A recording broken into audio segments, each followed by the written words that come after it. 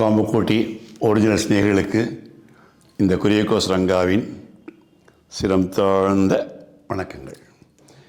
இன்றைக்கி நம்ம பேச போகிற டாபிக் வில்வப்பழ ஜூஸும் பனை விசிறியும். அதாவது எல்லார் உள்ளத்தையும் ஏசி ஆக்கிறதுக்கு பெரியவாளுக்கு ரொம்ப ஈஸி. அதான் டாப்பிக்கு. இதை சொன்னவர் சீமடம் பாலு, தொகுப்பாளர் கோதன் ராமசர்மா, தட்டச்ச ரகுர் நாராயணன் சார். அந்த பீரியட் நான் சொன்ன பீரியட் கடுமையான கோடைக்காலம். சில பக்தர்கள் விறுவிறுக்க பிரிவாதத்துக்காக வந்தால் நல்ல தாகம். தரிசனம் பண்ணணும் அப்படின்னா கூட தாகத்தை பொருட்படுத்தாமல் வந்திருந்தா தரிசனம் பண்ணாமல் பெரியவாளை பார்க்கறதுக்காக வந்தா பெரியவா ஒரு சிஷ்யத்தை சொல்லி அவள் எல்லாருக்கும் காசி வில்வப்பழ ரசம் கொடு அப்படின்னார். பக்தர்களுக்கெல்லாம் ஒரே சந்தோஷம். அந்த வெயில் வந்ததுக்கு அமிர்தமாக இருந்தது. இந்த வில்வப்பழ பெரியவாடைய கருணையை எண்ணி ரொம்ப சந்தோஷப்பட்டா. பெரியவா உடனே தனக்கு விசிறிருந்த சிஷியரை கூப்பிட்டு அந்த பண விசிறியால் இந்த பக்தர்களுக்கெல்லாம் விசிறி அப்படின்னா அவளை ஆடி போயிட்டா. ஐயோ அபச்சாரம், பெரியவாளுக்கு உபயோகப்படுத்துறது எங்களால் விசிறக்கூடாது, நானும் சாதாரண ஜனங்கள் அதெல்லாம் பண்ணக்கூடாது அப்படின்னா. பெரியவா சொன்னேன், எல்லாருடைய சரீரத்துலேயும் பகவான் தான் ஆத்மா கொடுத்து குடியிருந்துட்டுருக்க, விசிறிக்கு எல்லா சரீரம் ஒன்று தானே அப்படின்னார். அதாவது உபனிஷத்தில் சொல்ல வாக்கியம் அது.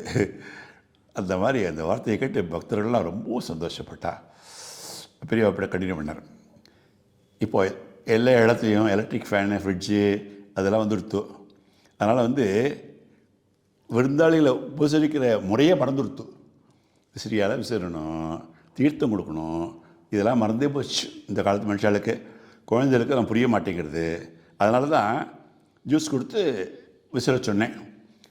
அட்லீஸ்ட் இதை பார்க்குற சில பேராவது அந்த பண்பாட்டை செயல்படுத்துவா இல்லையா, அதுக்கு தான் அப்படின்னாரு. வில்வ வருஷம் ரொம்ப வசதியானது. வில்வத்தளத்தில் சொன்னம் இருக்கிறதா சாஸ்திரம்லாம் சொல்கிறது. சில நினமால் வில்வத்தில் தினமும் சேவிச்சாக்க தங்கபாஸ்பம் மாதிரி உடம்பு ஆகிடுமா, பிரகாசிக்குமா தங்கபாஸ்பம் மாதிரி. வில்வப்பழம் தலையில் தேய்ச்சி குளிக்கணும், அவ்வளோ குளிர்ச்சி, கண்ணுக்கு ரொம்ப நல்லது. இப்போ வில்வ மரமே பார்க்குறதே அபூர்வமாகிடுதே. சிவன் கோயிலில் கூட சில மரங்கள்லாம் ரொம்ப வயசாகிடுது, கிழமாயிடுது. வில்வக்கண்ணு வச்சு வளர்த்தா ரொம்ப புண்ணியம், ஸ்ரீவிஷம். அதனால் திவ்யாவிருத்தி, திவ்யாபிவிருத்தி அப்படின்னு பிரச்சாரம் பண்ணால் கூட தேவை தான்.